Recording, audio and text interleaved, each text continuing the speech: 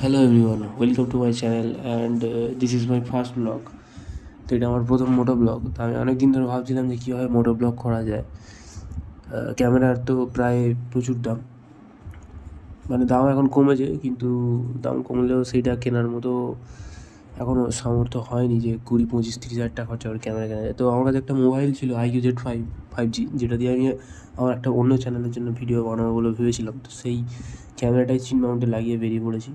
এখন আমি যাচ্ছি আমার কাজের জায়গায়, যেখানে যে অফিসে কাজ করি সেই অফিসে। আর এই রোডটা হচ্ছে মাগুরপুকুর জুলপিয়া রোড। তো রাস্তার চারিদিকে দেখতে পাচ্ছি কতটা গ্রিনারি, কত সুন্দর লাগছে। যেটা কিন্তু এখন গরমকালে এরকম এইরকম আছে, কিন্তু বর্ষাকালে এর ডবল ঘন হয়ে যায় চারিদিকটা। এই জায়গাগুলোতে আমরা প্রায় 4-5 বছর আগে, যখন বাইক ছিল না, তখন সাইকেল নিয়ে কিন্তু এখানে আমি আমার বন্ধুবান্ধবরা সব এখানে ঘুরতাম, মানে বিকেলে করে ঘুরতে আসতাম, সন্ধ্যে করে ঘুরতে আসতাম। তো এখন তো এই খালের অবস্থা, মানে খাল প্রায় শুকিয়ে আছে, কিন্তু এখন আগে 4-5 বছর আগে কিন্তু এই খালগুলোয় যথেষ্ট জল থাকতো, এখনও থাকে, বর্ষাকালে যথেষ্ট জল থাকে। এই খালের জল দিয়ে ধান চাষও করা হয়। তো এই চারদিকে জায়গাটা এতটা সুন্দর, আগে এখানে কেউ আসতো না, এই জায়গাটা পুরো ফাঁকা ছিল, কিন্তু এখন করে এখানে সবাই রিল বানাতে আসে, পাড়ার বাচ্চা ছেলেরা আসছে, কাকিমারা রিল বানাতে আসছে, মেয়েরা আসছে রিল বানাতে শহরের দিক থেকে। এই জায়গাটা এখন বেশ, মানে চারিদিকটা সারাউন্ডিংটা এত সুন্দর, মাঠ, আর বাঁদিকে মাঠ, ডান দিকে হচ্ছে খাল। তো এখানে কিন্তু রিল বানাতে সবাই চলে আসছে। কিন্তু 4-5 বছর আগে এই জায়গাগুলো আমরা এক্সপ্লোর করে ফেলাম সব, কিন্তু তখন কিন্তু এতটা মানে পপুলারিটি ছিল না এই জায়গাটা। বারুইপুর জুলপিয়া, মানে জুলপিয়া মাগুরপুকুর রোড যেটা, সেই রোডটা দিয়ে আমি অফিসে যাতায়াত করি।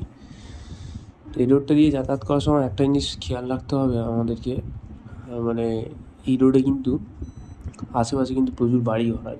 তো বাড়িঘর থাকার জন্য হুটহাট লোকজন রাস্তায় চলে আসে, আর রাস্তার টার্নিংও ভালো আছে, মানে যদি কেউ আরামসে ক্রুজ করতে যায় কিন্তু করতে পারে, খুব মানে ভালো, একদম মন ভালো করার মতো রাস্তা।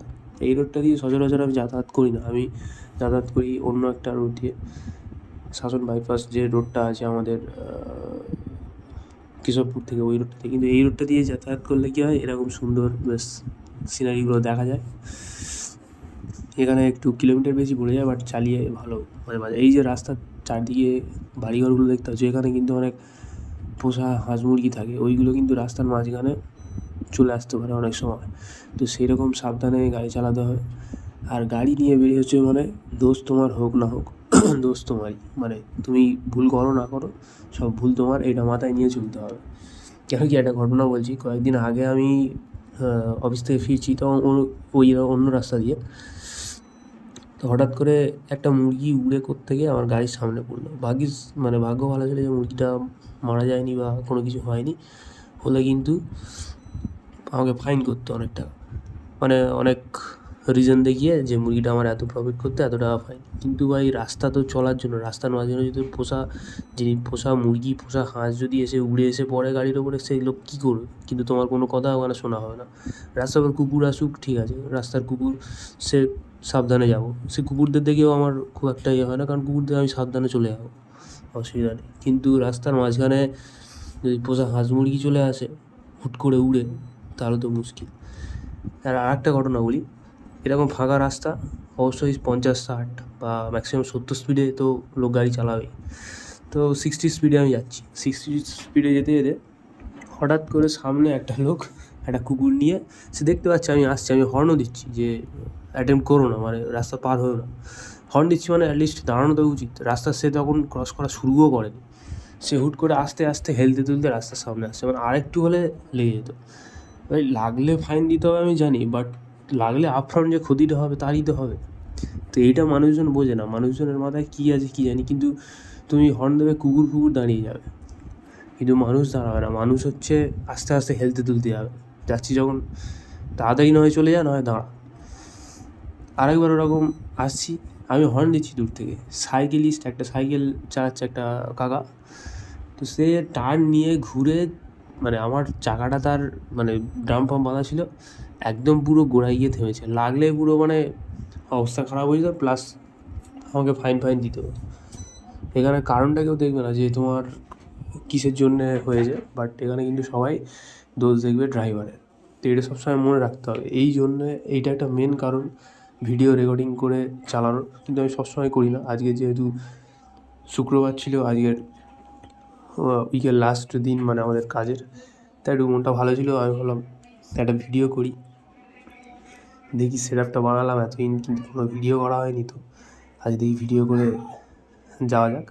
মাগুরপুকুর টু জুলপিয়া যে রোডটা আছে, এই রোডটা কিন্তু ভালো রোডটা খুব ন্যারো রোড, এটা মনে রাখতো। সামনে থেকে কোনো গাড়ি, যেমন একটু আগে দেখলে একটা সবজির গাড়ি গেল, তো ওই গাড়িগুলো কিন্তু যাতায়াত করলে ওরা কিন্তু উড়িয়ে দিয়ে যাবে, তোমাকে একটু সাবধানে দেখে নিতে হবে।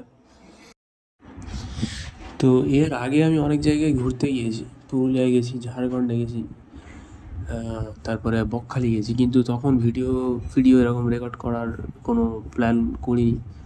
তখন করলেও তখন আমি মোবাইলে ম্যাপ ইউজ করে গেছি, তো তখন ভিডিও রেকর্ড করি। কিন্তু এবারে যেহেতু জায়গায় ট্যুরে যাব, চেষ্টা করব কিছুটা ভিডিও রেকর্ড করার, কিছুটা একটা ভিডিও ডায়েরি হিসাবে রাখার, মেমোরিজ হিসাবে, যে ইয়ং এজে আমি এত জায়গায় ঘুরেছি। কিন্তু মানে বয়সকালে আর কি নিজেও দেখতে পারবো, নিজেও স্টোর করে রাখতে পারবো। তো এখানে যে রাস্তার মাঝখানে এইরকম একটা কন্ডিশান আছে, একদম মানে, তো রাত্রিবেলায় গেলে কিন্তু রাস্তা থেকে বেশি স্পিডে চালানো যাবে না, আর ফগ লাইট মাস্ট ইউজ করতে হবে। কারণ আমাদের যেই গাড়িটা আছে হন্ডা SP125, আমারটা অনেক 4 বছরের পুরনো গাড়ি, মানে আমি 3-4 বছর আগে কিনেছি প্রায়। তো সেই গাড়িতে কিন্তু লাইটের কন্ডিশান খুব খারাপ।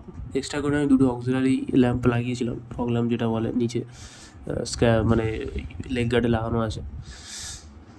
তো গাড়িটা নিয়ে আমি অনেক জায়গায় ঘুরেছি, SP125 ড্রাম ভেরিয়েন্ট আমার, অনেক জায়গায় ঘুরেছি। গাড়িটা যখন EMI চলছিল তখন শুধু বারবার চিন্তা হচ্ছে প্রাইভেটে কাজ করি, কাজটা ছেড়ে গেলে EMIটা কী করে দেবো। কিন্তু এরকম করতে করতে ভাবতেও কাজ করতে করতে কখন EMI শেষ হয়ে গেছে বুঝতেও পারিনি। তো EMIটা শেষ হয়ে যাওয়ার পরে বেশ ভালো ফিল হচ্ছে। এখন এই উচ্চাখালি পেরোলাম, বেশ ভালো ফিল হয় যখন মানে মনে হয় যে EMIটা আমার মাথার উপরে, EMIয়ের বোঝাটা নেই। তো সামনে মানে এই যেটা বলছিলাম যে ন্যারো রোড, খুব সামনে থেকে একটা GT গেল, GT650। তো GT650 গাড়িটা ভালো, মানে আওয়াজটা আমার খুব ভালো লাগে, কিন্তু ওটা আমার ড্রিম বাইক না, খুব ভালো আওয়াজ। কিন্তু এইসব গাড়ি কেনাও সাধ্যের মধ্যে না আমার, তাই SP125 এটা কিনতে গিয়েই তাই মানে কালঘাম বের হয়ে গেছে।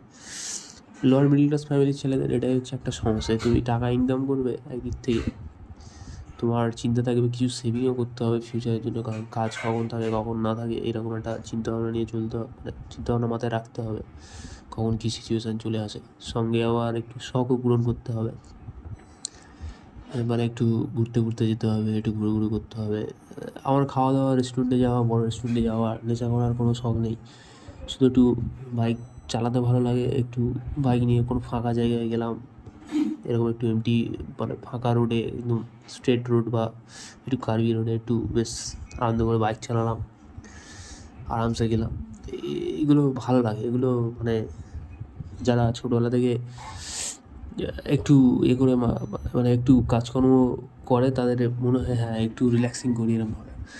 রেস্টুরেন্টে যাওয়া, ঘোরা বেশি, মানে সিনেমা দেখতে যাওয়া, এটা সেটা করা, নেশা করা, এটা খুব একটা ভালো লাগে না সেই সব ছেলেদের, আশা করি। আমি নিজের কথা আর কী বলি, মানে কী বলবো, আমার নিজের দিকে নিজের খুব মানে ভালো ফিল হয়, মানে যে ফিল হয় যে হ্যাঁ না, জীবনে অনেক ছোটো থেকে কাজ করেছি, মনে হয় যে হ্যাঁ ভালো, মানে যে জন্মটা পেয়েছি, এই যেটা পেয়েছি, ছাড়াটা যেটাতে আর কি আমি আছি, সেটা মানে ভালো কাজ করেছে, অনেক মানে ভালো কাজ করেছে ইন দ্য সেন্স, অনেক ছোটোবেলা থেকে কাজ করে, অনেক ছোটোবেলা থেকে দুনিয়াটা বুঝতে শিখেছে, অনেক ছোটোবেলা থেকে অনেক শখ আহ্লাদ সব কিছু ভুলে গেছে, মানে অনেক উল্টোপাল্টা যেগুলো শখ আহ্লাদ থাকে, যেমন দামি ফোন কিনবো, বাবা মার উপরে চাপ দিয়ে দামি জায়গায় ঘুরতে যাবো, দামি রেস্টুরেন্টে যাবো, নেশা ভান করবো, এই জিনিসগুলো আমার মধ্যে তেমনভাবে কখনো আসেনি।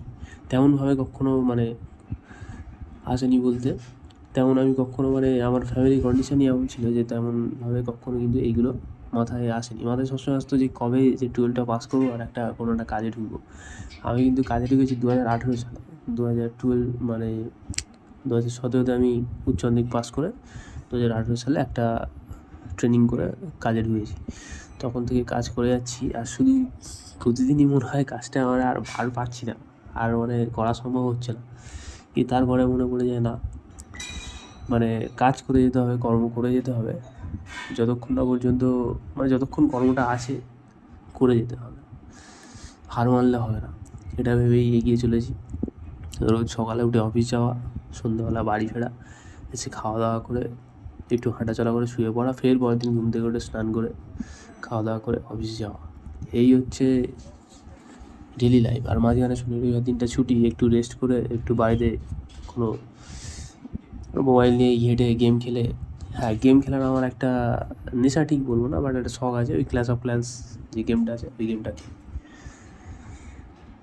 তো এই middle class, lower middle class যারা আছে তারা রিলেট করতে পারবে যে পয়সা সেভ করছে একটা কিছুর জন্য, কিন্তু হঠাৎ করে কোনো একটা অন্য কিছু একটা সমস্যা বা অন্য কিছু একটা জিনিস সামনে চলে আসবে, যাতে কিন্তু সব পয়সা শেষ হয়ে যাবে, তোমার শখের জন্য রাখা পয়সাটা আর ইউজ করতে পারবে না।